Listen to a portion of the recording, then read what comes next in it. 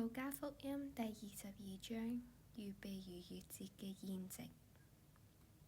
除酵節到咗，呢一日必須宰逾越節嘅羔羊。耶穌打發彼得同埋約翰話：你哋去為我哋預備逾越節嘅宴席，好讓我哋吃。佢哋問佢：你要我哋喺邊度預備？耶穌對佢哋話：你哋入咗城，會有人攞住一罐水迎面而嚟，你哋就跟住佢到佢所進嘅房子裏面去，對嗰家嘅主人話：老師問客房喺邊度？我同我嘅門徒要喺嗰度吃逾越節嘅宴席。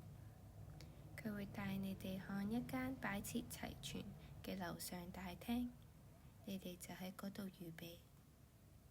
佢哋去咗，所看到嘅正如耶穌所講嘅，佢哋就預備咗逾越節嘅宴席。